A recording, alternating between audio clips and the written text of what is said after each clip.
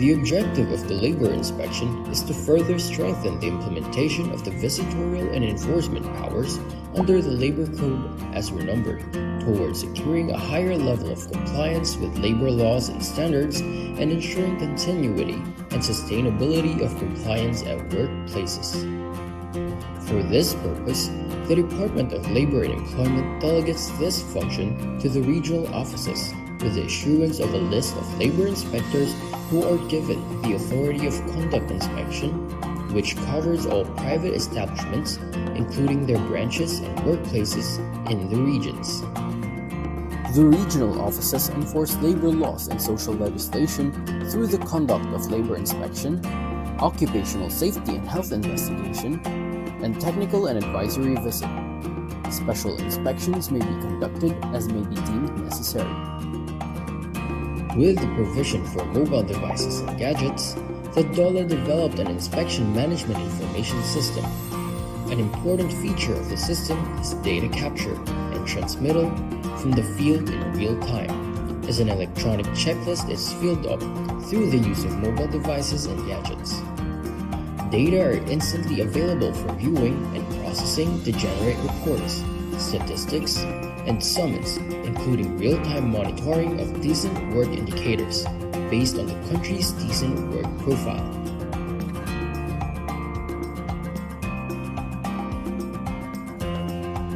The TAV, or Technical and Advisory Visit, aims to provide assistance to the micro-establishments, or establishments that have 1 to 9 employees, to be sustainable, productive, and competitive.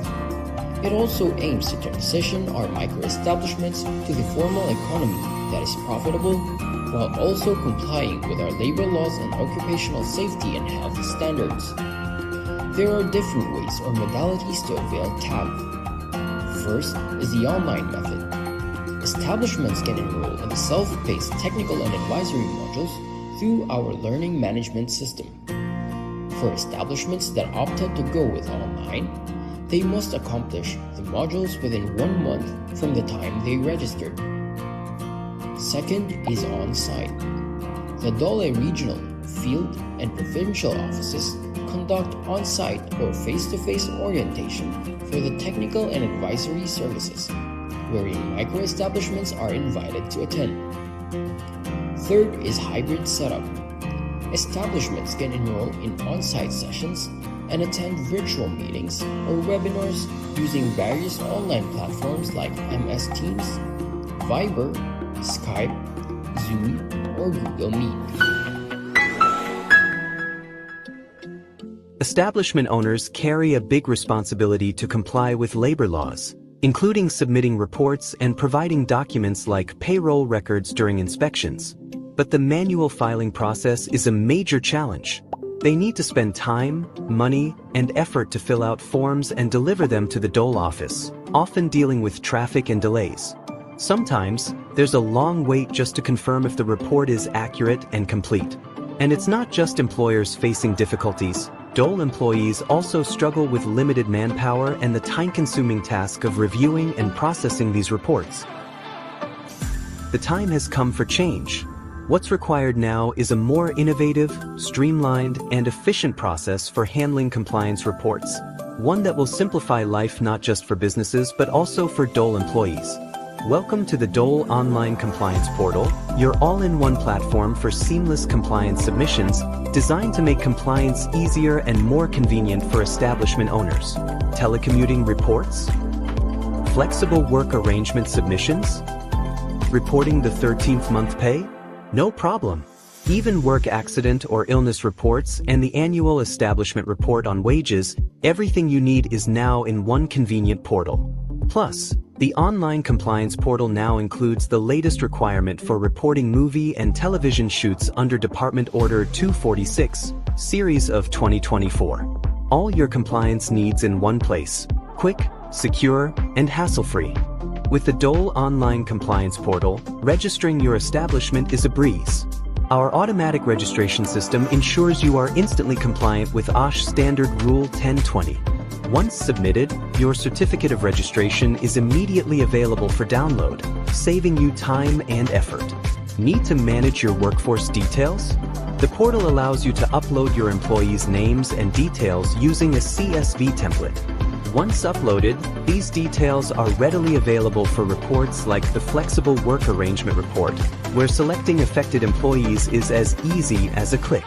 If your establishment has been flagged for non-compliance during labor inspection, don't worry. Required documents can be submitted quickly and conveniently. And if you're missing certain policies, like a mental health program or OSH program, we've got you covered with downloadable templates.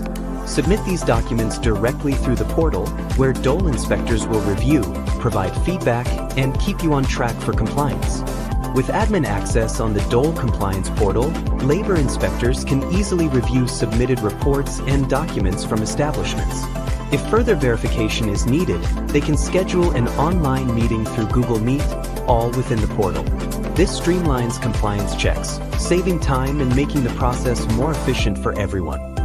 It's a smarter, more efficient way to stay compliant and keep your business running smoothly. Welcome to a new era of compliance, simplified, fast, and effective with the Dole Online Compliance Portal.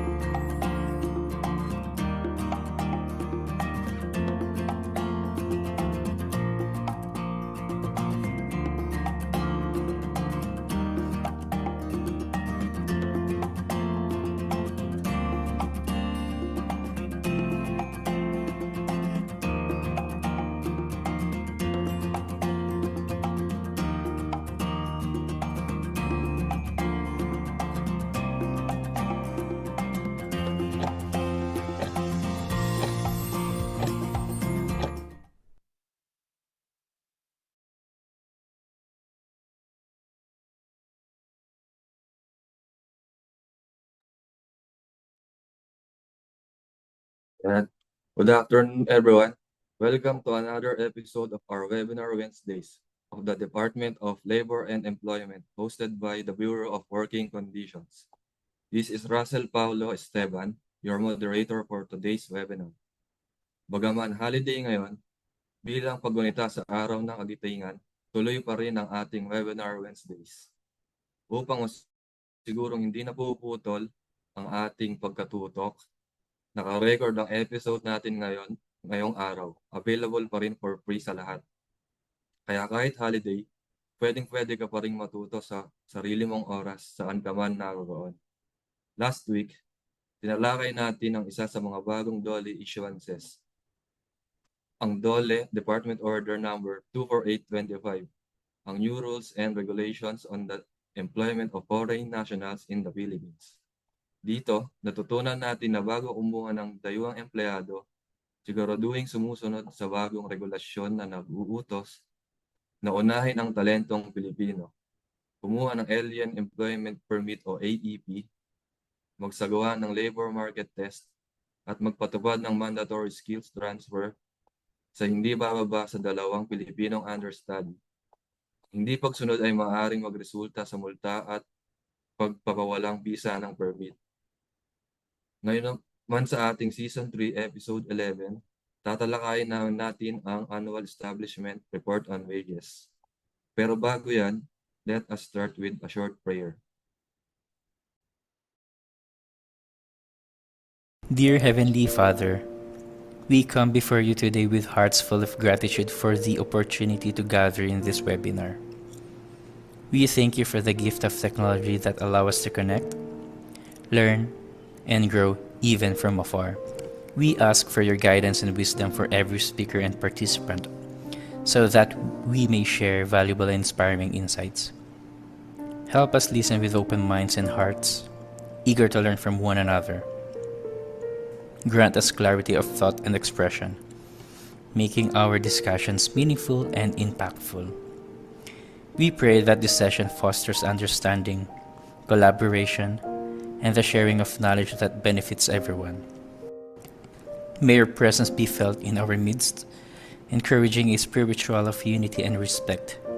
We trust in your divine wisdom to lead us through any challenges or difficulties we may face today. As we conclude this time together, may we carry forward the lessons we have learned with a renewed sense of purpose and dedication. In Jesus' name we pray. Amen.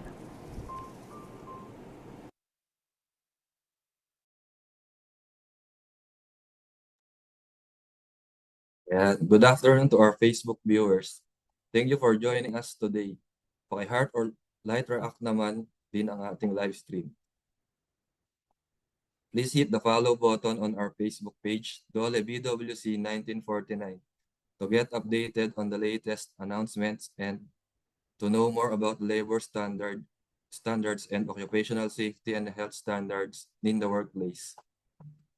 Please share this live stream to your friends, families, and colleagues and use hashtag Webinar Wednesdays. For questions or clarifications, please use the comment section under this screen and this will be addressed by our resource speaker at the question and answer portion. Good afternoon and welcome sa ating Season 3, Episode 11 ng ating Webinar Wednesdays. Ang topic natin ngayong araw ay tungkol sa Annual Establishment Report on Wages o AERW. Ano ba itong AERW? Saan ba sinasabit ang report at papaano? Alamin natin yan at tunghayan. It is a great pleasure to introduce to you our speaker for today. Attorney Quinteris Espinas currently serves as the Chief Labor and Employment Officer and Team Lead of the Wage Policy and Research Division of the National Wages and Productivity Commission. She leads the division efforts in the formulation, analysis, and development of wage policies and research initiatives. She holds a degree in economics from Bicol University and earned her Juris Doctor from the Arellano University School of Law. Prior to her tenure at NWPC, Attorney Espinas spent approximately 7 years at the Department of Labor and Employment, Bureau of Working Conditions, where she was actively involved in the development and formulation and policies related to occupational safety, health, and working conditions. Good afternoon po, Attorney. Hi, Sir Russell. Good afternoon. Hi, I'm Queen Espinas of the Wage Policy and Research Division of the National Wages and Productivity Commission. We thank the Bureau of Working Conditions for inviting our agency to be part of the Webinar Wednesday and for providing us the opportunity to share information about the Annual Establishment Report on Wages. Bago po tayo magtungo sa discussion proper on AERW, pahintulutan niyo po ako magbigay ng impormasyon para po doon sa mga hindi pa nakakakilala sa aming ahensya kung sino or ano ang National Wages and Productivity Commission. The National Wages and Productivity Commission is an attached agency of the Department of Labor and Employment. We are a key policy-making body on wages, income, and productivity. It is our mandate to determine the minimum wage at regional, provincial, or industry level and to promote productivity incentives and gain sharings among micro, small, and medium enterprises. So we now proceed to the AERW discussion. Marahil nung una niyo pong narinig ang anunsyo ng Department of Labor at ng NWPC patungkol sa pagsusumite ng AERW, ang una niyong naging katanungan is ano ba ang legal basis o ano ba ang basihan ng Department of Labor for requiring the submission of Annual Establishment Report. Ito po ay matatagpuan sa Article 124 ng Labor Code as amended by Republic Act No. 6727 or the Wage Rationalization Act. Ayon po sa probisyon ng batas na ito, lahat ng pribadong establishmento ay required mag-submit ng report na naglalaman ng pangalan ng kanilang mga rank and file employees kasama ang mga learners, apprenticeship, workers with disabilities, kasama po ang kanilang kaukulang pasahod na natatanggap. Ito po ay annual na submission na nire-require ayon sa nasabing batas.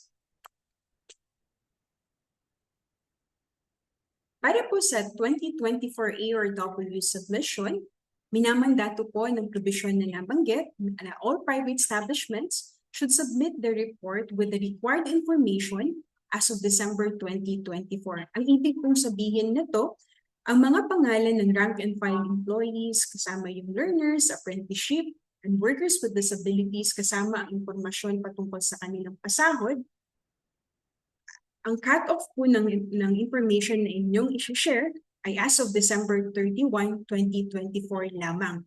Kung meron po kayong mga bagong empleyado na on-board or na-hire pagkatapos ng December 31, 2024 or simula January 1, hanggang sa kasalukuyan, sila po ay hindi kasama sa report na isusumite.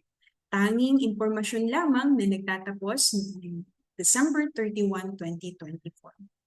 Para naman po sa pag-submit ng report, ang mga private establishments po ay maaaring magsumite ng kanilang report mula March 17 hanggang June 30, 2025.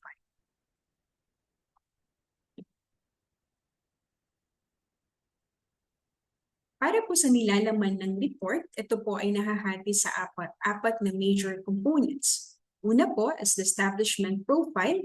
Dito po hinihingi ang impormasyon patungkol sa pangalan ng kumpanya, address kung saan po matatagpuan ang kanilang tanggapan, ang kanilang legal classification, whether sole proprietorship, corporation, or yung iba, then contact information, economic activity, the main products and services po na ino-offer ng company, and whether the company has a legitimate labor organization.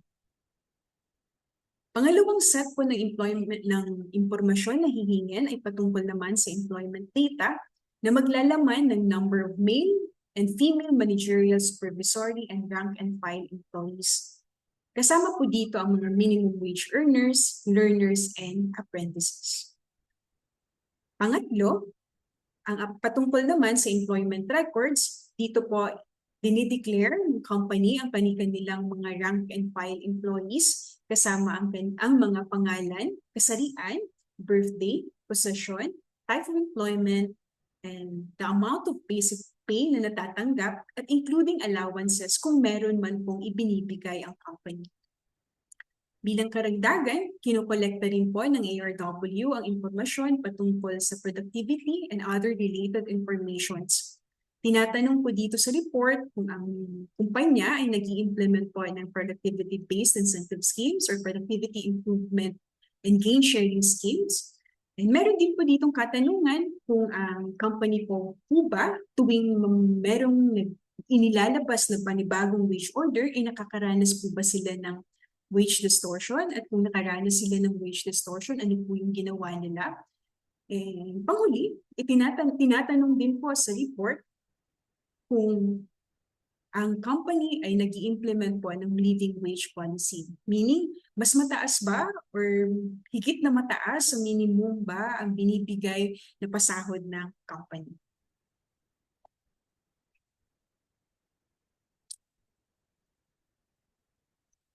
Ngayon po na sa karamihan ng ating transaksyon ay online, madalas nating katanungan is ang patungkol or madalas nating concern ay ang tungkol sa data privacy at kung paano ba sinisecure ng Department of Labor or ng aming tanggapan ang confidentiality ng mga impormasyon na inyong ipinabahagi or sinusumite gamit ang ARW. Nais po namin ipagbigay alam na ang ARW ay striktong tumatalima sa provision po ng Republic Act No. 10173 or the Data Privacy Act.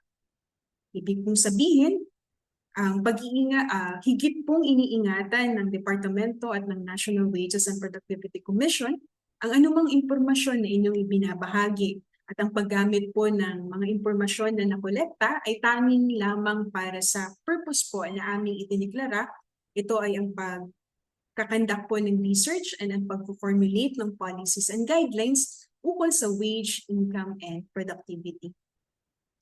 At dito rin po sa ARW, bago po magsimula ang isang private establishment sa pag-submit ng kanilang report, Hinihingi ang kanilang consent na i-collect at i-store at i-process accordingly po yung information na aming makukuha po mula sa inyo.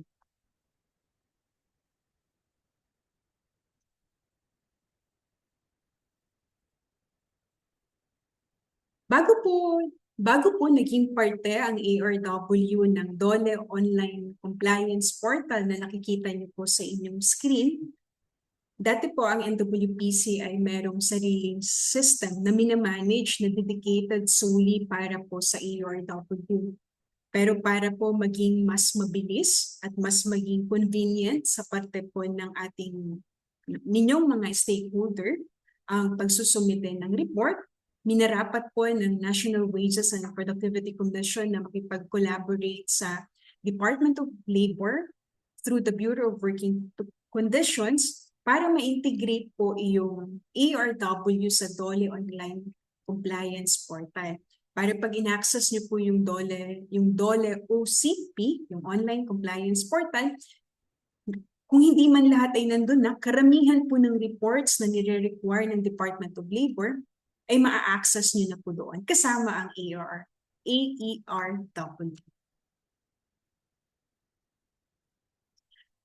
At para po doon sa mga magsasubmit ng AERW, kailangan nyo lang pong i-access yung site na nakikita nyo po sa itaas na bahagi ng inyong screen, yung reports.dole.gov.ph. Ito po yung link papunta sa DOLE Online Compliance Portal. Para po doon sa mga new users, kailangan nyo lang pong i-click yung sign up button na naka-highlight po sa inyong screen at mag-provide po kayo ng information na nire-require ng system. At yung mga impormasyon po na ito would include yung pangalan po ng authorized representative ng company, pangalan, first name and last name, then the company email address. Tatandaan po natin na sa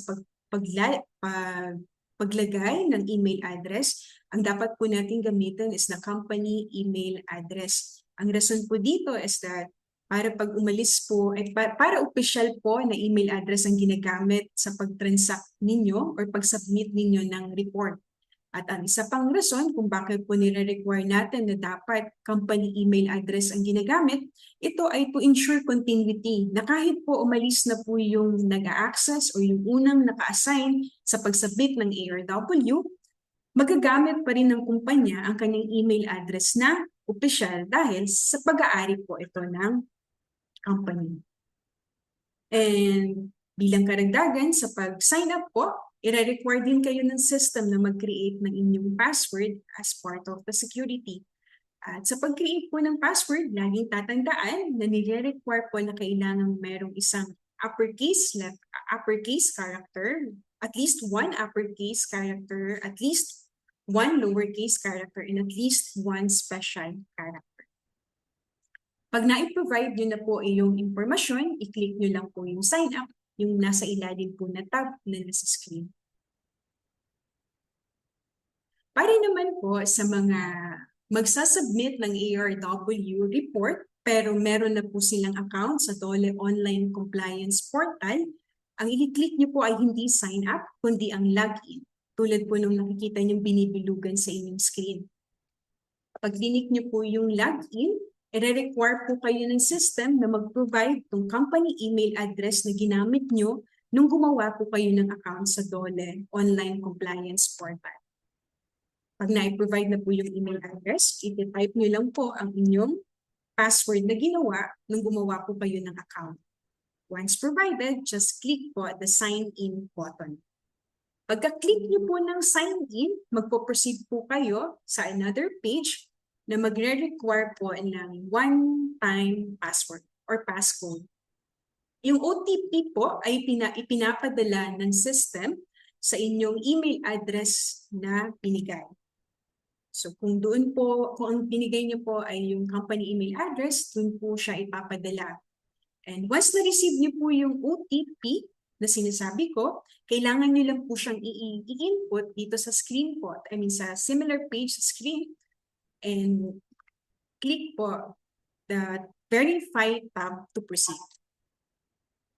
Yung pag-require po ng OTP ay parte po ng security measures na naka-embed sa system para siguraduhin na ang authorized representative lang ng company na may access doon sa company email address ang pwedeng mag-transact po or mag-submit ng report through the system. Once naka-login na po kayo sa DOLE OCP, ang una pong bubungad sa inyo ay ang dashboard ng system. At makikita niyo po sa pinakataas na bahagi is yung widget po ng Annual Establishment Report on Wages. Yung mahaba pong tab, yan po yung para sa Annual Establishment Report on Wages. Kasama po dyan yung iba pang reports na makikita nyo, yung labor inspection, sa tab, sa construction program, or sa technical safety inspection. Pero kung ang sadya po ninyo ay para lamang sa ARW, i-click nyo lang po yung ARW na widget. Pero bilang paalala, tatandaan po natin na bago po kayo makapag-proceed sa pag-click ng ARW, nire-require po ng DOLE online compliance portal na ang establishmentong magtatransact ay dapat registered din sa Rule 1020 ng Occupational Safety and Health Standards na siyang requirement din ng batas. So pagka-click po nyo ng widget, meron pong magpa-prompt sa inyong screen na magre-require or magre-request po sa inyo to choose an action between to submit a report or to view submission history. Sa dalawa po, kung kayo ay magsasubmit ng report, ang i-click nyo ay Submit Report. Pag click nyo po yung button na iyan, dadalhin po kayo sa unang bahagi ng ARW report. Ito po yung establishment data. Dito po sa unang parte ng establishment data, yung mga impormasyon po dito katulad ng establishment name, PIN number, address, ay auto-generated mula po doon sa registration sa Rule 1020 na aking nabanggit. Automatic pong generate ng system yung basic information about the company dito sa bahaging pong ito. Parte din po ng establishment data, tinatanong po kung ano ang asset size ng inyong ng company. At ang example po dyan ay micro if it's below 3 million. And tinatanong din po dyan whether ang isang company ay barangay micro enterprise business. Baka po magtaka po kayo, meron po mga katanungan sa report na may trigger question. Ang ibig pong sabihin lamang neto ay pag clinic niyo po yung yes or no, meron pong kasunod na tanong. Hindi naman po sa lahat ng items meron ganoon, pero meron pong mga items na may trigger questions. So katulad po niyan, yung nakikita niyo po sa screen, ang unang tanong niyo po ay, are you a registered barangay micro business enterprise? Pag sumagot po kayo ng yes, itatanong po ng system kung kailan po ang inyong BMBA registration date, year po. So yan po ay drop down, i-scroll nyo lang po, hahanapin nyo po yung year of registration ng inyong BMBA certificate.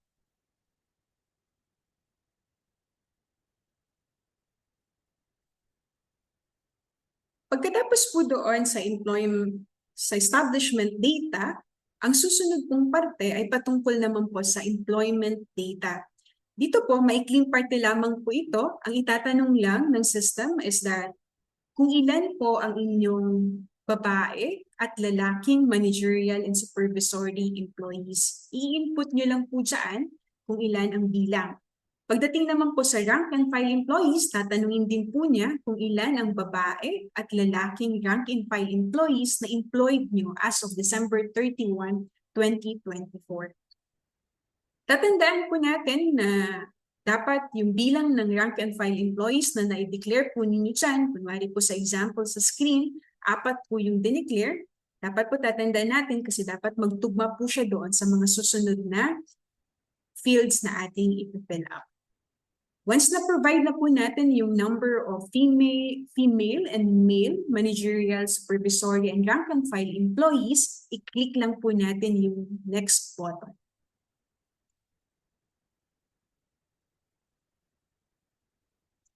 Pagdating naman po dito sa employees data, bilang paalala, ang i-declare lang po natin ay exclusive po na rank and file employees data as of December 31, 2024. Sa pag-import or sa pag-upload po ng information patungkol dito, meron pong option ang user or yung private establishment to add it manually or to add it through uploading po ng CSV file. Para po sa ibang impormasyon kung paano po gagawin yung pag-manual adding ng pangalan ng mga rank and file employees or through the CSV, we have a user guide na ginawa po and it is accessible po mismo dito po sa OCP or sa aming website sa www.nwpc.dole.gov.ph.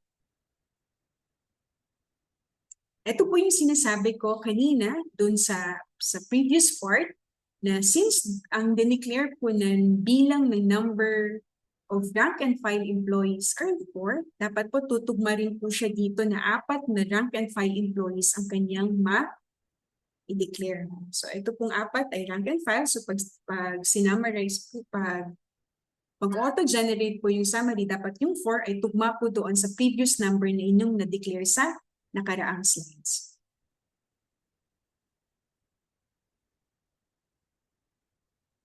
Ang susunod naman po dito, patungkol naman po sa breakdown of rank and file employees, tutukuyin niyo po ulit kung out of the rank and file employees po na meron kayo sa inyong kumpanya, ilan po ang lalaking minimum wage earners, ilan ang babaeng minimum wage earners, maging ang bilang po ng mga learners at apprenticeship na disaggregated po base sa kasarian ng male at female. Ulitin ko po, para po dito sa part 4 on breakdown of rank and file employees, tutukuyin niyo po out of your universe ng rank and file employees kung ilan po ang kumikita ng minimum, ang sumasahod ng minimum at kung sino ang learners at apprentice at tutukuyin po kung i-disaggregate po sila base sa kanilang kasarian. Ang susunod po na parte is yung nabanggit ko po kanina patungkol sa wage distortion, living wage, and productivity improvement and incentive schemes. Dito po, ito po ay isang karagdagang parte kumpara po sa mga nakaraang taon naming nire-require na report or na impormasyon. Ito po ay para tulungan po kami magkalap ng karagdagang impormasyon na magiging basis po sa aming policy making function. Dito po, tinatanong kung aware daw po ba yung user or yung private establishment patungkol sa wage distortion. Yung wage distortion po, maaari po siyang mangyari kapag ang RTWPB sa inyong rehiyon ay naglabas po ng panibagong wage order. So kung aware po kayo sa wage distortion, i-click nyo lang po yung yes or no. Depende po sa kung ano po yung tamang sagot po base sa inyong experience. Pagdating po sa living wage, meron po diyang katanungan kung ang kumpanya po ninyo ay nagko-comply beyond the minimum wage law or does your establishment implement a living wage policy. Yes or no lang din po yung sagot, i-click lang din po ninyo. Then, meron po kaming further question if would your establishment be open to receiving technical assistance in developing a living wage policy? Kasi kung yes po, itatap po namin kayo or i-contact po namin kayo para bigyan po ng assistance na mag-formulate or mag-develop po ng living wage policy sa inyong company. And lastly, sa parte po na ito, tinatanong po kung ang kumpanya po ninyo ay nag-i-implement ng productivity improvement program. At kung ang sagot po ninyo ay yes, meron po siyang succeeding question kasi may trigger question po siya. Pag sinagot niyo siya ng yes, pakipili po kung anong klaseng productivity improvement program ang ginagawa ninyo. Ito ba ay 5S or 7S of good housekeeping? or yung Continuous Process Improvement Program, or meron po ba kayong Client Satisfaction Measurement Program among others. Itipik nyo lang po dyan sa mga box yung sagot na applicable po sa inyo. At kung sa pagkakataon na wala po yung sa enumeration yung ina-apply nyo pong productivity improvement program sa kumpanya, maaari nyo pong i-click yung others at i-type nyo po kung ano yung specific na PIP na ginagawa po ninyo sa company ninyo. Pag natapos nyo na pong i-provide yung information na mga yun, ang huling parte po ay itong certification and consent part. Dito po, tinatanong, kailangan lang po nung i-provide ng user, ng private establishment, yung pangalan ng representative po nila at yung representative's mobile number. So, meron po kaming katanungan dyan bilang parte po ng pag-i-improve po ng aming serbisyo sa inyo po. We are eager to know po whether the ARW module has been helpful po in reducing paperwork and manual process within your establishment.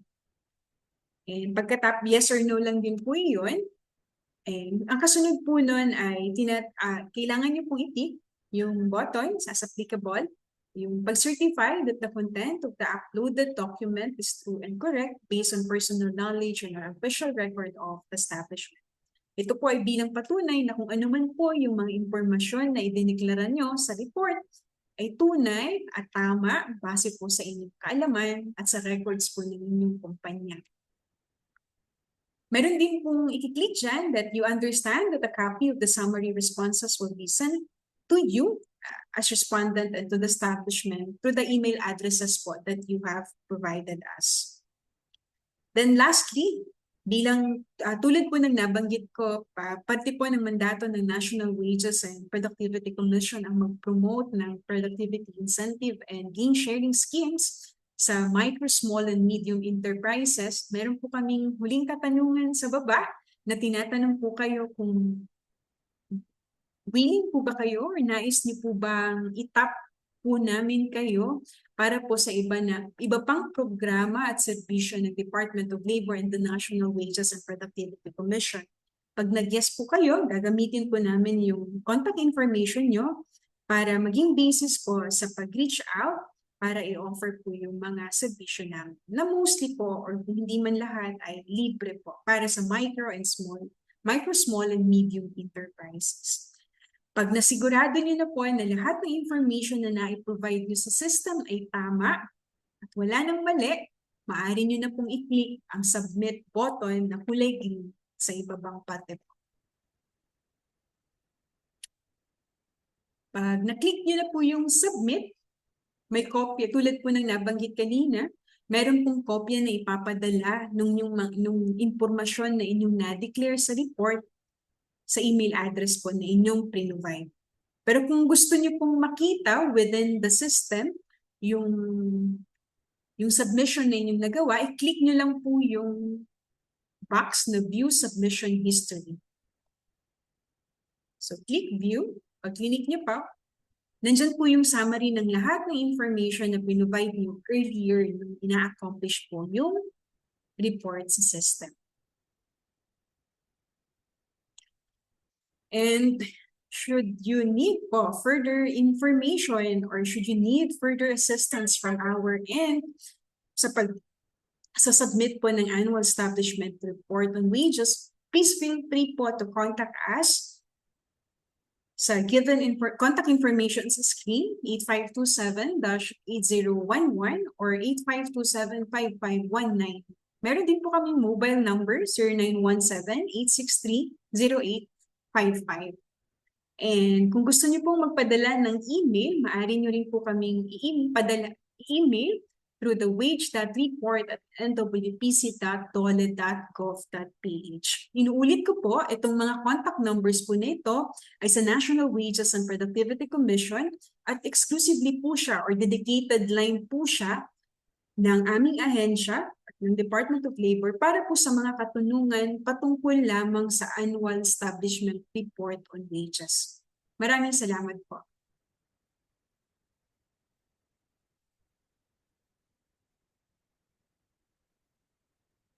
Very much po, Attorney Queen Therese Espinas, for sharing information about the annual establishment report on wages. I am sure na maraming natutunan ng ating viewers sa ating webinar at check na marami din tayong tanong sa ating viewers. While recorded ang webinar, we still pulled some questions we have received encountered tungkol sa topic. If you ever miss some of your questions, rest assured that our social media team will answer it later. So now let's proceed with the Q&A. So ang first question po natin is there a user guide saan pwedeng ma-access? Yes, Sir Russell. Meron pong user guide na create ang NWPC, and this guide in accomplishing the ARW module is now part of the DOLE OCP user guide. It can be downloaded from the DOLE OCP landing page and also available in our website, www.nwpc.dole.gov.ph.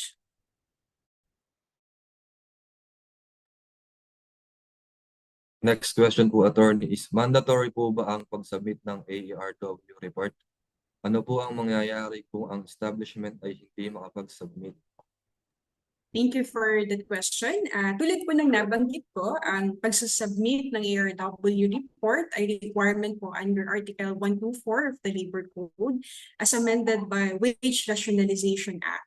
And being a requirement, meron pong consequences kung ito ay hindi makukomply. Pag na-check po ng inspector, ng DOLE Labor Inspector, pag nag-visit po sa inyo to conduct inspection at wala po kayong compliance, ito po ay i-take note sa Notice of Inspection Results. Salamat po.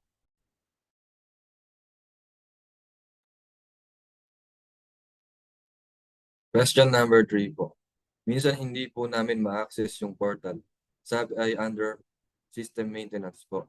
Ano pong pwedeng gawin? Sir Russell, under maintenance, ang ibig po sabihin noon ay meron pong mga updates na ginagawa sa system to improve or address yung mga issues po na nai-encounter. The DOLE OCP team is working to restore as soon as possible without compromising po yung security of the site. And rest assured po na every time po na may natatanggap na report, ang DOLE or ang NWPC, ito po ay pinagtutuon ng pansin para agarang ma-resolve.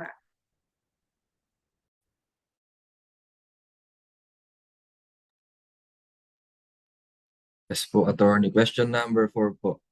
Pwede po bang mag-submit on-site paper submission o email na lang? Sir Russell, the ARW is exclusively submitted at present through online portal. The RTWPB or the Regional Tripartite Wage Boards of the NWPC no longer receive paper submission of the report.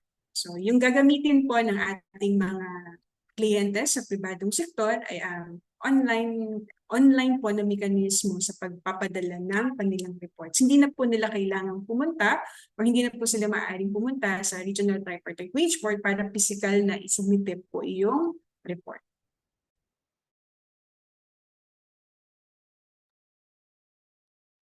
This question po, Attorney, is AERW a one-time submission? What happens if an error needs to be corrected on the submitted report? Sir Russell, yung ARW po is a one-time submission, meaning sa isang taon, isang beses lang po magsasubmit ng report ang ating mga establishments.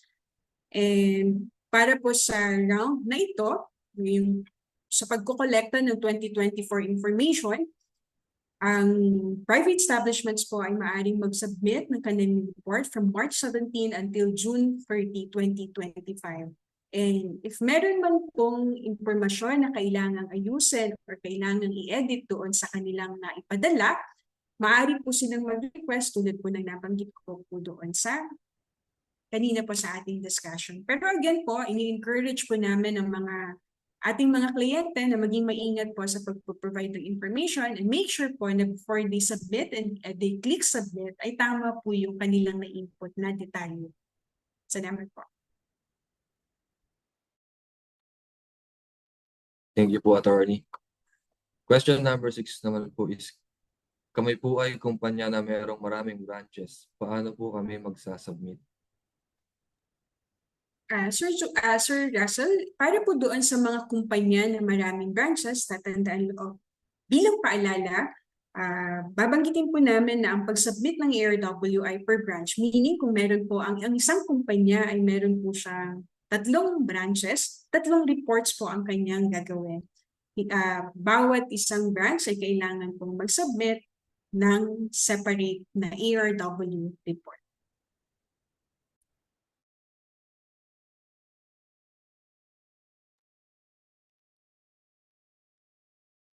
Ayan po. So that would be our last question, and that concludes our webinar for today.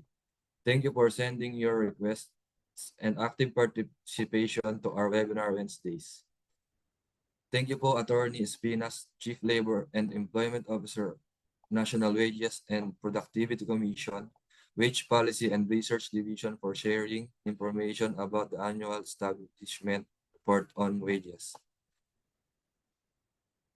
Any final messages po on our viewers po?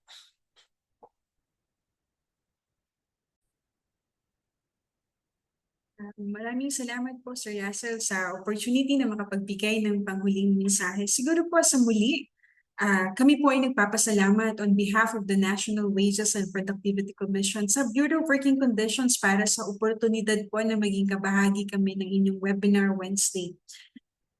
At para naman po doon sa ating mga kasama sa online na nanonood or manunood pa lamang, kayo po ay inaanyayahan namin, lalo na po ang lahat ng pribadong establishmento, na makibahagi po sa pagsusumite ng inyong annual establishment report on wages.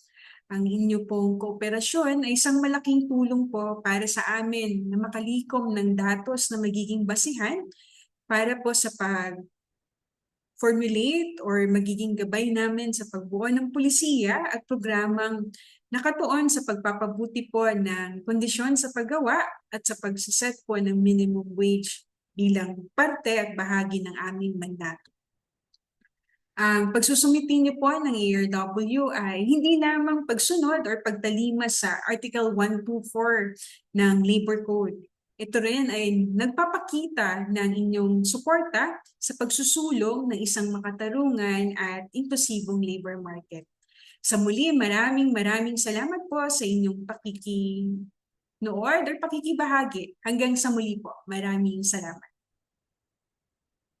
Thank you po ulit, Attorney Therese. If you have any further questions about the annual establishment report on wages, you may contact them through wages.report at nwpc.dole.gov.ph or follow their Facebook page, National Wages and Productivity Commission. You may also send us an email at ask@bwc.dole.gov.ph or call our Dole hotline 1349. Again, please do search and follow us at Dole BWC 1949 on Facebook, YouTube, and Viber to get the latest announcement and activities of BWC and Dole. Share ninyo ang video na ito sa mga friends, families, and colleagues at gamitin ang hashtag Webinar Wednesdays para inform din sila sa mga programa para sa mga manggagawang Pilipino ng BWC at Dole at ng mga attached agencies nito. On behalf of the Bureau of Working Conditions, we want to say thank you and see you on the next episode. Again, this is Russell Paulo Esteban, your moderator, signing off. Thank you po.